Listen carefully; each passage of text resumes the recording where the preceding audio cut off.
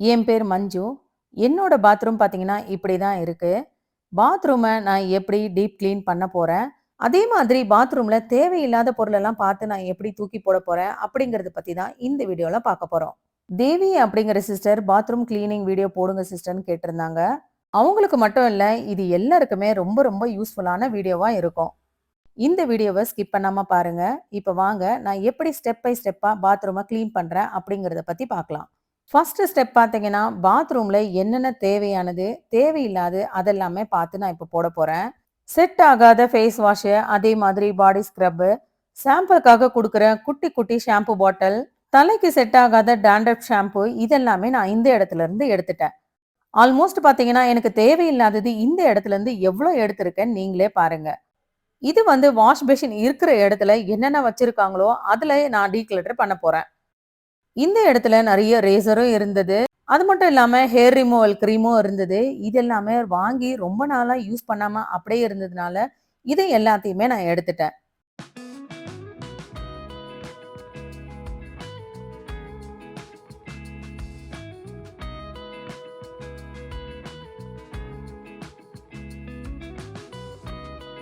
Shaving பண்ற racer நெறைய இருந்தது. இது எல்லாத்தையுமே சேர்த்து நான் ஒரு ரப்பர் பேண்ட் போட்டு வச்சுட்டேன். ஹேர் டை யூஸ் பண்ற கப்பும், அதே மாதிரி டிராவலுக்காக யூஸ் பண்ற சோப்பு பாக்ஸும் இந்த இடத்துல இருந்தது. அதையும் நான் ரிமூவ் பண்ணிட்டேன். அதே மாதிரி ட்ரை ஏரியால இன்னொரு கார்னர் ஷெல்ஃபும் இருந்தது. அதுல என்னென்ன இருக்குன்னு பார்க்கலாம். ஒவ்வொரு பொருளும் நம்ம வாங்கும்போது அது செட் ஆகலனா, இது என்னைக்காச்சும் ஒரு நாள் தேவைப்படும் அப்படின்னு அப்படியே வச்சுக்கிட்டு இருப்போம். ஆனா ஒரு வருஷம் ஆனா கூட பார்த்தீங்கன்னா, இந்த மாதிரி பொருள நம்ம எடுத்து யூஸ் பண்ணவே மாட்டோம். என் பொண்ணுக்கு ஃபேஸ்ல இருக்கிற பிம்பிள்ஸ்க்கும் சரி, அதே மாதிரி டாண்ட்ரஃப்க்கும் சரி, ஒவ்வொரு டைமும் போகும்போது ஒவ்வொன்னு டாக்டர் எழுதி குடுத்துருவாங்க. அதெல்லாம் செட் ஆகலன்னா பார்த்தீங்கன்னா, அப்படியே ஒரு மூலையில தாங்க இருக்கும். அடுத்ததா வாஷ் பேஷன் கிட்ட நெறைய டூத் பிரஷ் இருந்தது. யாராருது எந்தெந்த பிரஷ்ன்னு எனக்கு தெரியல. வீட்ல கேட்கறதுக்கும் யாரும் இல்ல. அதனால அத அப்படியே வச்சுட்டேன். 2வது ஸ்டெப்பா வாஷ் பேஷனுக்கு நான் ஹார்பிக் போட்டு விட்டுட்டேன். ஹார்பிக் போட்டு அப்படியே விடக்கூடாது. லைட்டா பிரஷ்ல எல்லா இடத்துலயும் படுற மாரி ஸ்ப்ரெட் பண்ணி விடணும். 3வதா பாத்ரூம்ல இருக்கிற விண்டோ நான் கிளீன் பண்ண போறேன். விண்டோக்கு போட்டிருக்கிற கம்பிகள் எல்லாமே பார்த்தீங்கன்னா SS 304ல பண்ணது. அதனால கம்பி எனக்கு கிளீன் பண்றதுக்கு கொஞ்சம் ஈஸியாவே தாங்க இருக்கும். இந்த இடத்துல நிறைய அழுக்கு இருந்தது. ஸ்க்ரப்பர்ல கொஞ்சமா பாத்திரம் தேய்க்கிற ஜெல்ல போட்டு இந்த இடத்துல எல்லாத்தையுமே நான் தேய்ச்சிக்கிறேன். டீப் கிளீன் பண்றோம்னா ஒரு இடம் விடாம பாத்ரூம்ல எல்லா இடத்துலயும் கிளீன் பண்ணணுங்க.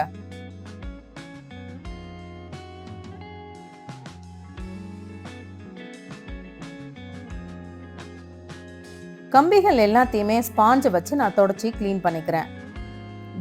ஜன்னல் சுத்தி இருக்கிற இடம், அதே மாதிரி பார்டர் மாதிரி போட்டிருக்கிற கிரானைட், இது மேல எல்லாமே நிறைய டஸ்ட் இருந்தது. இது எல்லாத்தையுமே நான் கிளீன் பண்ணி எடுத்துட்டேன். அடுத்ததான் ஒரே ஒரு விண்டோக்கு மட்டும் மஸ்கிட்டோ நெட் போட்டிருந்தோம். இந்த நெட்டுமே நான் கிளீன் பண்ணி எடுத்துக்கிறேன். இதை ஸ்பாஞ்சால துடைக்கும் போதே பாருங்க எந்த அளவுக்கு கிளீன் ஆகுதுன்னு உங்களுக்கே தெரியும். அவ்வளோதாங்க, விண்டோ சூப்பரா கிளீன் பண்ணி நான் முடிச்சிட்டேன். அடுத்ததான் வெட் ஏரியால இருக்கிற இந்த 2 கார்னர் ஷெல்ஃபையுமே நான் வந்து ஸ்க்ரப் வச்சு கிளீன் பண்ண போறேன். ஃபர்ஸ்ட் மேல இருக்கிற ஷெல்ஃப்ல இருக்கிறதெல்லாம் கீழே எடுத்து வச்சுட்டு ஃபர்ஸ்ட் மேல இருக்கிறத நான் கிளீன் பண்ணிக்கிறேன். இந்த இடத்துல எனக்கு கை எந்த அளவுக்கு எட்டுமோ அந்த அளவுக்கு ஹைட் வரைக்கும் நான் ஸ்க்ரப்பர் வச்சு தேய்ச்சி கிளீன் பண்ணிக்கிறேன். அவ்வளவுதான். இப்ப கீழே இருக்கிற ஷெல்ஃபை நம்ம கிளீன் பண்ணிக்கலாம். கீழே நிறைய சோப் இருந்தது. இதை எல்லாத்தையுமே எடுத்துட்டு நான் இந்த இடத்துல கிளீன் பண்ணிக்கிறேன்.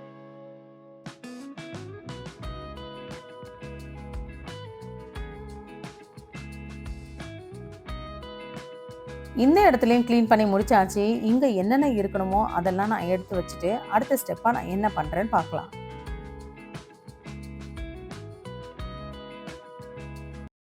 நெக்ஸ்ட் வந்து நான் டேப்பு, ஷவரு இதெல்லாமே நான் ஸ்க்ரப்பர் வச்சு தேய்ச்சிக்கிறேன். இதை கிளீன் பண்றதுக்காக நான் எந்த கெமிக்கலும் யூஸ் பண்ணல. தண்ணி ரொம்ப சாஃப்டா இருக்கிறதுனால எனக்கு அந்த அளவுக்கு இதுல உப்பு சேராது. உங்க வீட்ல உப்பு தண்ணியா இருந்துச்சுன்னா அட்லீஸ்ட் 2 நாளைக்கு ஒரு முறையாச்சும் நார்மலான டிஷ்வாஷ் ஜெல் வச்சு இதை தேய்ச்சிங்கனாலே போதும். உப்பு சேரவே சேராது. நெறைய வீடியோல சொல்லியிருப்பேன். சொந்தமா வீடு வச்சிருக்கிறவங்க வீட்டுக்கு ஒரு சாஃப்ட்வேர் போட்டுக்கோங்கன்னு. எங்க வீட்ல பாத்ரூம்லயும் சரி, அதே மாதிரி கிச்சன்லயும் சரி, எந்த இடத்துலயுமே உப்பு கரை இருக்காது. அதனால எனக்கு வீடு கிளீன் பண்றதும் ரொம்பவே ஈஸியா இருக்கு. எனக்கு இது ரொம்பவே யூஸ்ஃபுல்லா இருக்கு அப்படிங்கிறதுனால தான் இத உங்களுக்கு அடிக்கடி நான் சொல்லிக்கிட்டே இருக்கேன். அடுத்த ஸ்டெப்பா நான் ஏற்கனவே வாஷ் பேஷனுக்கு ஹார்பிக் போட்டு ஊற வச்சிருந்தேன். அதையும் நான் வாஷ் பண்ணிக்கிறேன். அடுத்ததா வாஷ் பேஷன் கிட்ட இருக்கிற பிரஷ் வைக்கிற ஸ்டாண்டும், அதே மாதிரி டேப்பும் நான் வந்து கிளீன் பண்ணிக்கிறேன்.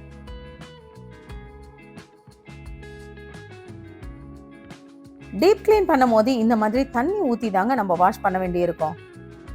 டெய்லி கிளீன் பண்ணும்போது இந்த இடத்தெல்லாம் நம்ம வெறும் ஸ்பாஞ்ச வச்சு தொடச்சாலே போதும்.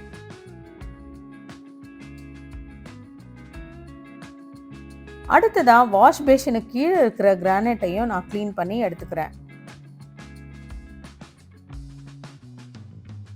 ஒவ்வொரு இடத்தையா நான் கிளீன் பண்ணி எப்படி தண்ணி விட்டு வாஷ் பண்றேன்னு பாருங்க. இப்படி தண்ணி விட்டு கிளீன் பண்ணும்போது தான் அந்த இடமே பார்க்கிறதுக்கு நல்ல நீட்டா சுத்தமா இருக்கும்.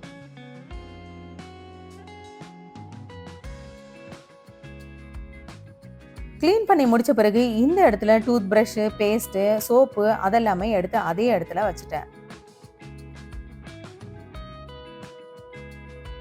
நெக்ஸ்ட் கம்மோடுக்கு பின்னாடி இருந்த டைல்ஸ் எல்லாத்தையுமே நான் கிளீன் பண்ணிக்கிறேன். இது எல்லாத்தையுமே கிளீன் பண்ணிட்டோன்னு வச்சுக்கோங்க. கடைசியா நம்ம ஃப்ளோரை கிளீன் பண்ணிக்கலாம். கடைசியா எஸ்எஸ்ல இருக்கிற இந்த ஃப்ளஷ் பண்ற பட்டனு, அதுக்கப்புறம் டேப்பு இது எல்லாத்தையுமே நான் ஸ்பாஞ்சு வச்சு தொடச்சிக்கிறேன்.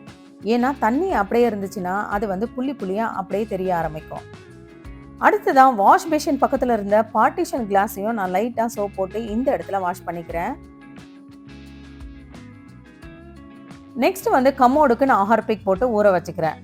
கமோட்ல இருக்கிற ஃப்ளாப்பி இதுக்கு எல்லாத்தையுமே நான் டிஷ்வாஷ் ஜெல் போட்டு ப்ரஷ்ல தான் நான் தேய்க்கிறேன். மூடியும் தேய்ச்சிட்டு நான் இந்த இடத்துல தண்ணி விட்டு வாஷ் பண்ணிக்கிறேன். அடுத்ததான் வால்ல இருக்கிற டைல்ஸ் எல்லாம் நான் கிளீன் பண்ண போறேன். டைல்ஸ் கிளீன் பண்றதுக்கும் பாத்தீங்கன்னா நான் வந்து பாத்திரம் தேய்க்கிற ஜெல்லு தான் எடுத்திருக்கேன். டைல்ஸ் ஃபுல்லாவே நல்லா நொர வர மாதிரி நான் தேய்ச்சிக்கிறேன். எதுக்காக இப்படி நல்லா நொர வர மாதிரி தேய்க்கிறேன் அப்படிங்கறத பத்தி சொல்றேன். டீப் கிளீன் பண்ணும்போது பாத்தீங்கன்னா நான் வந்து இந்த மாதிரி பட்டி பிளேட்ல தான் கிளீன் பண்ணுவேன். பட்டி பிளேட்ல இந்த மாதிரி பாருங்க 4 விரலால வர மாதிரி புடிச்சுக்கணும். பட்டி பிளேட லைட்டா பெண்ட் பண்ணி இப்படி நம்ம தேய்ச்சிக்கிட்டே வந்தோம்னு வச்சுக்கோங்க, ரொம்ப அழுக்கா இருக்கிற டைல்ஸ் எல்லாமே கிளீன் ஆயிடும். டைல்ஸ்ல லைட்டா இருக்கிற உப்பு கரையா இருந்தா போகும். ஆனா ரொம்ப ஹார்டா புடிச்சிட்டு இருக்கிற உப்பு கரை வந்து இந்த மாதிரி தேய்ச்சா போகவே போகாது. நான் வந்து நொர வர மாதிரி ஸ்க்ரப்பர்ல மட்டும் தான் தேய்ச்சேன். ஆனா கிளீனிங் வந்து இந்த பட்டி பிளேட்ல தான் நான் பண்ணிக்கிட்டு இருக்கேன். ரொம்ப வழவழப்பா அதிகமான நுரை இருந்துச்சுன்னு வச்சுக்கோங்க, இந்த பட்டி பிளேட்ல நம்ம தேய்க்கும் போது ஸ்மூத்தா நமக்கு மூவ் ஆகும். எனக்கு வந்து இந்த மாதிரி தேய்ச்சி பழக்கப்பட்டதுனால நான் இப்படி தேய்க்கிறேன்.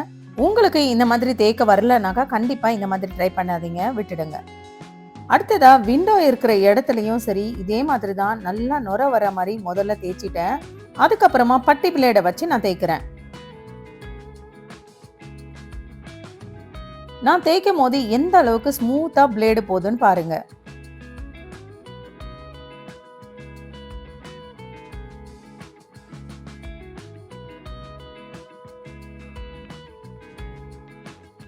டீப் கிளீன் பண்ணும்போது மட்டும் இந்த மாதிரி பண்ணிக்கிட்டா போதும். அப்புறம் நம்ம டெய்லி கிளீனிங் வேலை பண்ணும்போது லைட்டா ஸ்க்ரப்பரை வச்சு தேய்ச்சாலே போதும்.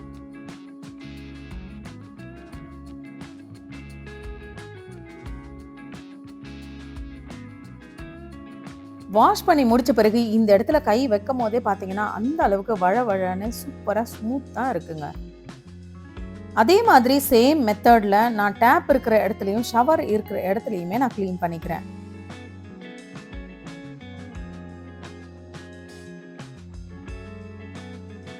இந்த மாதிரி பட்டி பிளேட்ல தேய்க்கும் போது டீப்பா புடிச்சிட்டு இருக்கிற அழுக்கு எல்லாமே ஈஸியா வந்துடும். அழுக்கு இருந்தா மட்டும்தான் நீட்டா கிளீன் ஆகும். ஆனா உப்பு கரை இந்த மாதிரி தேய்க்கும் போது கிளீன் ஆகாது.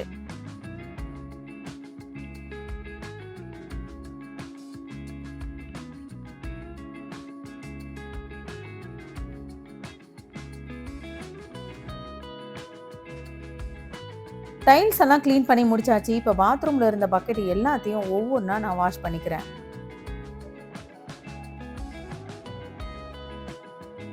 பாத்ரூம் ஃபுல்லா கிளீன் பண்ணிட்டு பக்கெட் மட்டும் கிளீன் பண்ணாம இருந்தா எப்படிங்க? இதையும் கிளீன் பண்ணாதான் பார்க்கறதுக்கே சூப்பரா நீட்டா தெரியும். பக்கெட்டோட அடி பக்கத்துல பாருங்க, இந்த மாதிரி ஸ்க்ரப்பர் வச்சு தேய்ச்சாலே போதும், ஈஸியா அங்க இருக்கிற அழுக்கு எல்லாமே வந்துரும்.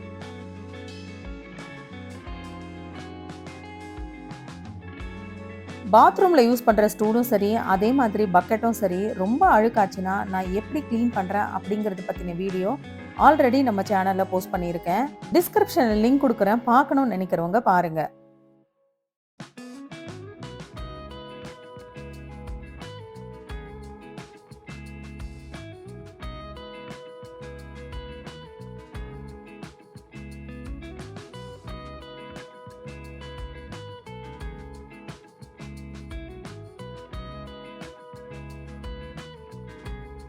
அடுத்ததா பாத்ரூம்ல பார்ட்டிஷனுக்காக போட்டிருக்கிற கிளாஸும் நான் க்ளீன் பண்ணிக்கிறேன். கிளாஸ் ரொம்ப அழுக்கா இருந்துச்சுன்னா நான் கொஞ்சம் வினிகர், அதுக்கப்புறம் ஒரு லெமன் ஜூஸ், கொஞ்சமா டிஷ் வாஷ் ஜெல், இதை மூணுத்தையும் மிக்ஸ் பண்ணி அதுக்கப்புறமா நான் ஸ்க்ரப்பர்ல வச்சு தேய்ப்பேன். இன்னைக்கு வந்து பாத்திரம் தேய்க்கிற ஜெல்லை வச்சு மட்டும்தான் தேய்ச்சி நான் வாஷ் பண்ண போறேன்.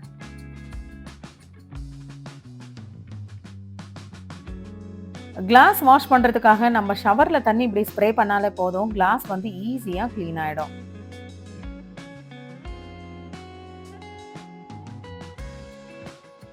எல்லா கிளீனிங்கும் பண்ணி முடிச்சாச்சு. இப்ப கடைசியா நான் வந்து ஃப்ளோர் கிளீனிங் தான் பண்ண போறேன். டெய்லி கிளீன் பண்றது இருந்தா வெறும் லைசால் வச்சே நான் ஃப்ளோர் கிளீன் பண்ணிடுவேன். ஆனா இன்னைக்கு டீப் கிளீன் பண்றதுனால டைல்ஸ் கிளீன் பண்ற ஹார்பிக் கொஞ்சம், லைசால் கொஞ்சம், அதே மாதிரி பாத்திரம் தேய்க்கிற ஜெல்லு கொஞ்சம், இது மூணுத்தையும் மிக்ஸ் பண்ணி நான் வந்து இன்னைக்கு ஃப்ளோர் கிளீன் பண்ண போறேன்.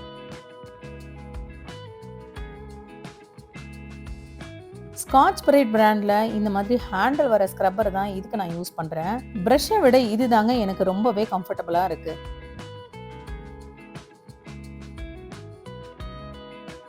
டெய்லி ஃப்ளோர் கிளீன் பண்ணும்போது லாங் ஹேண்டில் வர்ற ப்ரஷ்ஷை வச்சு கிளீன் பண்ணாலே போதும்.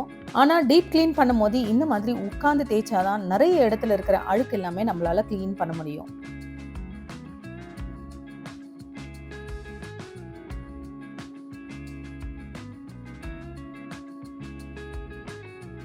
வெட் ஏரியால இருக்கிற ஃப்ளோரை கிளீன் பண்ணி நான் வாஷ் பண்ணிட்டேன். இப்போ ட்ரை ஏரியால இருக்கிற ஃப்ளோரை கிளீன் பண்ண போறேன்.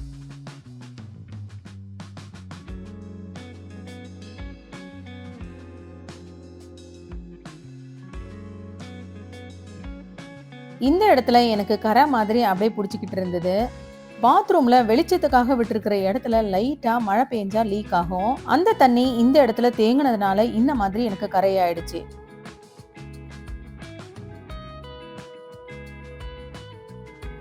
லீக்கான இடத்துல எல்லாத்தையுமே உடைச்சி ஆல்ட்ரேஷன் பண்ணிட்டோம். இப்போ அந்த லீக்கேஜ் ப்ராப்ளம் எல்லாம் எங்களுக்கு இல்லை.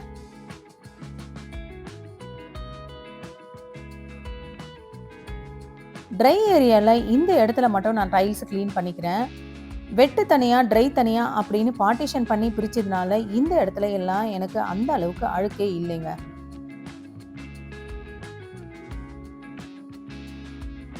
ஃபுல் பாத்ரூமை க்ளீன் பண்ணி எடுக்கிறதுக்கு கிட்டத்தட்ட எனக்கு ஒரு மணி நேரமாச்சும் ஆகியிருக்குங்க.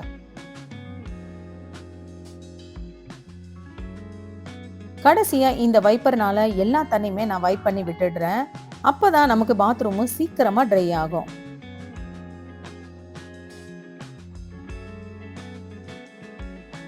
கடைசியா ஸ்பாஞ்சால டேப்பு, அதே மாதிரி ஷவரு, இது எல்லாத்தையுமே நான் ஸ்பாஞ்சில் தொடச்சி விட்டுடுறேன். இப்படி தொடச்சி விடும்போது தான் அது பார்க்கறதுக்கே நல்லா ஷைனிங்கா தெரியும்.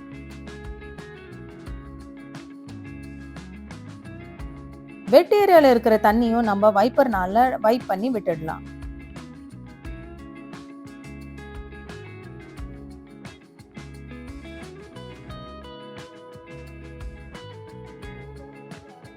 பார்ட்டிஷனுக்காக போட்டிருக்கிற கிளாஸ்ல இருந்த தண்ணியும் வைப்பர் வச்சு வைப் பண்ணி விட்டுடுவேன். வைப்பர் கீழே இருந்தது, அதை போய் கொண்டு வரணும் அப்படிங்கிறதுனால நான் வந்து இன்னைக்கு ஸ்பாஞ்சாலவே அந்த தண்ணியை தொடச்சி விட்டுடுறேன். பாத்ரூம் டீக்ளட்டர் பண்ணதுல இதுல எனக்கு எவ்வளோ வேஸ்டான திங்ஸ் எனக்கு கிடைச்சிருக்கு பாருங்க. கிளீன் பண்றதுக்கு முன்னாடி காமிச்ச பாத்ரூம்க்கும் இப்ப கிளீன் பண்ண பிறகு காமிச்சதுக்கும் எந்த அளவுக்கு வித்தியாசம் இருக்கு நீங்களே பாருங்க. புதுசா இந்த வீடியோ பாக்குறவங்களுக்கு சொல்றேன், நம்ம சேனல்ல நிறைய விதமான கிளீனிங் வீடியோஸ் இருக்கு. அது மட்டும் இல்லாம புதுசா வீடு கட்டுறவங்களுக்கும் புதுசா மாடுலர் கிச்சன் பண்றவங்களுக்கும் நிறைய விதமான வீடியோஸ் நான் போட்டிருக்கேன். லேசியா இருக்கிற ஹவுஸ் ஒய்ஃப்க்கு மோட்டிவேஷனல் வீடியோ 2 அப்லோட் பண்ணியிருக்கேன். இந்த வீடியோவை பார்க்குறவங்க அந்த வீடியோவும் சேர்த்து பாருங்க. உங்களுக்கு ரொம்ப ரொம்ப யூஸ்ஃபுல்லா இருக்கும். ஃபைனலா நான் பாத்ரூம் கழுவி முடிச்ச பிறகு இத நான் காமிக்கிறேன். இதையே காஞ்ச பிறகு பார்த்தீங்கன்னா, இன்னும் பார்க்கறதுக்கே நல்லா சூப்பரா கிளீனா தெரியும். இந்த வீடியோ பிடிச்சிருந்தா லைக் பண்ணுங்க. அப்படி லைக் பண்ணும்போது ஹைப் பண்ற ஆப்ஷன் வரும். அதுல இந்த வீடியோ உங்களுக்கு எந்த அளவுக்கு யூஸ்ஃபுல்லா இருந்துச்சோ, அதுக்கு ஏத்த மாதிரி நீங்க பாயிண்ட்ஸும் குடுக்கலாம். Thank you.